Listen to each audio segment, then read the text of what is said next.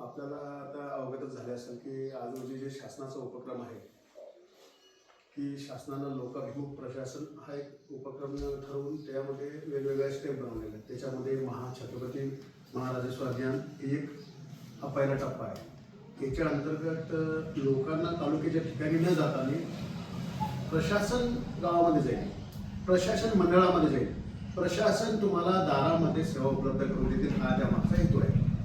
आता यामध्ये जे काम करत असताना आपलं सहकार्य फार मोलाचं राहील.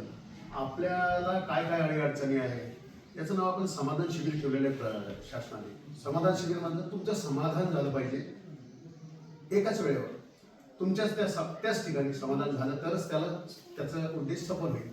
त्यामुळे काय माहिती आहे का, आपण जास्तीत जास्त संख्येने तुमच्या परिवारातील असो, तुमच्या मित्रमंडळ असो, ग्रामस्थ असो, सर्वांना याबाबत सूचना द्या आणि सर्वजण आपापल्या अडीअडचणी घेऊन तिथे शिबिराला हजर राहा, जेणेकरून त्याच वेळेस तुमची अडीअडचण दूर करण्यात येईल.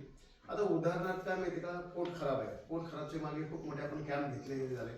तर खूप सर्वसामान्य माणसांना माहीत नसते किंवा माझं तर क्षेत्र वैयक्तिक पण पोट खराब दाखवतं.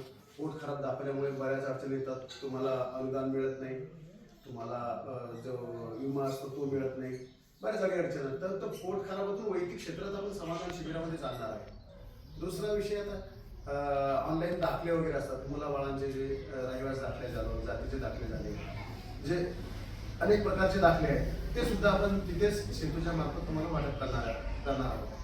त्याच्यामध्ये आता बऱ्याच गोष्टी, आता तुमच्या घरकुलाच्या विषयी सुद्धा ग्रामपंचायतच्या मार्फत आपण सॉल्व्ह करणार आहोत. आता जो आहे रस्त्याचा विषय बऱ्यापैकी आपल्या तालुक्यामध्ये राबवला गेला आणि आपल्याच तालुक्याचं उदाहरण घेऊन शासनाने एक पानंद रस्त्याचा एक GR काढला.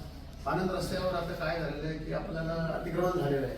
आपल्याला ते अतिक्रमण निष्कासित करून मोठमोठे रस्ते बनवायचे. आज रोजी काय झालेलं माहिती का, पहिल्यांदा बैलगाडी वगैरे असायची, बैलगाडीला काय जास्त असं 6 फुटाचा रस्ता भरपूर असायचा. पण आज बैलगाड्या राहिल्याच नाही. अवजार ट्रॅक्टर झाला, हार्वेस्टर झाला, याला खूप मोठा रस्ता लागतो आणि त्याप्रमाणे रस्ते ते उपलब्ध नाही. त्यामुळे आता तुम्ही शेतामध्ये किती जरी पिकवलं पण ते जर मार्केटपर्यंत नाही आलं तर त्याचा उपयोग होत नाही. त्याच्यामुळे काय माहिती का, त्यामध्ये आपण हे सुद्धा आपण रस्त्याविषयी घेणार आहोत आणि आपण अतिक्रमण मुक्त करून मोठमोठे रस्ते बनवणार आहोत. तुमच्या नावाने रस्ता आपण चांगला झाला. असं बऱ्यापैकी सहकार्य केलं तुम्ही लोकांनी. बघा, सहकार्याची भूमिका सगळ्यांकडून अपेक्षित असते, कारण कोर्ट कचेऱ्या करेपर्यंत तिथपर्यंत विषय नसतो.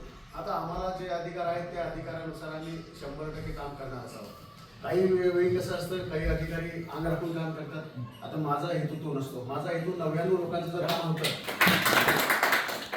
एक माणसामुळे जर 99 लोकांचं काम थांबलेलं असेल तर मी तिथे माझा धाडसीचा निर्णय घेतो आणि नियमाप्रमाणे रस्त्याचं काम करतो. त्यामुळे मी तालुक्यामध्ये 163 रस्त्याचं काम केलेलं आहे. बऱ्याच लोकांना फायदा झालेला आहे आणि काही लोक त्यावेळेस काही अडचणी घेऊन निर्माण झाले होते, नाराज झाले, पण आज रोजी तेच येऊन भेटतात.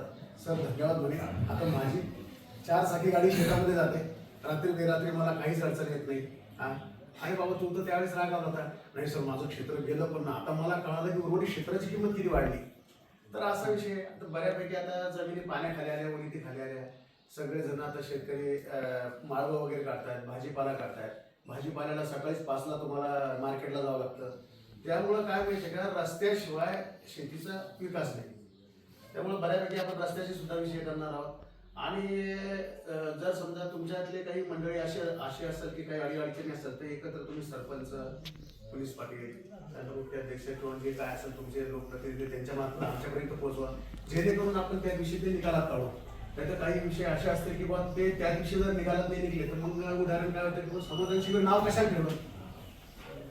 आता भांडेडला मी एक शिबिरमध्ये गेलो होतो, एक आजी उभी राहिली. सर म्हणे माझ्या घरी जमीन नाही, काहीच नाही आणि मला राशन मिळत नाही. आता तुमचं शिबिर मला द्या राशन. तिचा प्रश्न बरोबर होता. विचारा म्हणे गावामध्ये माझ्या घरी जमीन आहे का, माझ्या घरी हे आहे का, मी एकदम गरीब आहे, पण राशन दुकानात बोलत म्हणजे काय म्हणजे APL मध्ये. अरे म्हटलं APL मध्ये पण थोडीशी दान घेऊन आपल्याला इन्स्टॉल करा तर तुम्ही गावामध्ये एक माणूस खूप गरीब आहे, त्याला कसं ऍडजस्ट करायचं करू शकतो ना. नाही सर असं आहे कसं आहे म्हटलं, आता एक काम करा, आता गेला ऑनलाईन तर आताच तिचं समाधान झालं पाहिजे, मी उठणारच नाही. तर खरोखर तिचं समाधान झालं आणि त्या सगळ्या लोकांना समाधान वाटलं की नाही असे प्रश्न निघायला पाहिजे. तरच त्या शासनाचा जो उपक्रम आहे त्याचा उद्देश पूर्ण होईल. नाहीतर नुसतं बसायचं, फोटो सेशन करायचं आणि मग निष्कर्ष काहीच नाही.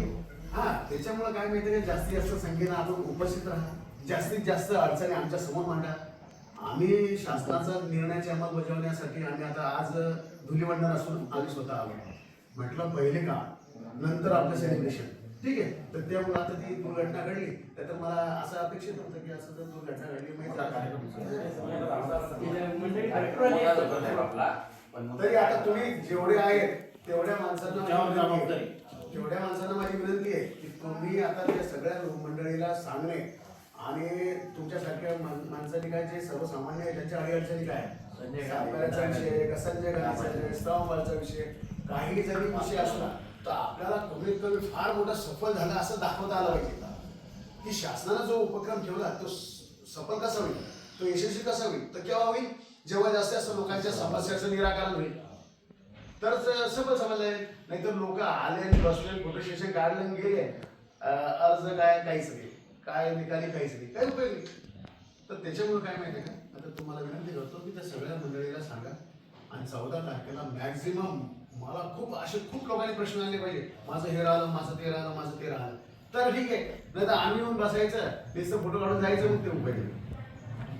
त्यामुळे कृपया करून सगळ्यांनी 14 तारखेला या आणि जास्तीत जास्त जनजागृती हे करा. ते सांगण्यासाठी आज आलो. कारण की कसं आहे म्हटलं, आता उद्यापासून आमचं शेड्यूल खूप बिझी आहे. आज सुट्टी असल्या कारणानं म्हटलं चला थोडं संवाद साधता येईल. संवाद साधला आता बऱ्यापैकी मला वाटतं तुम्ही सांगसाल इकडे तिकडे, ठीक आहे ना, जेणेकरून कसं काम होणं आवश्यक आहे. ठीक आहे. एपिक पार्टीचं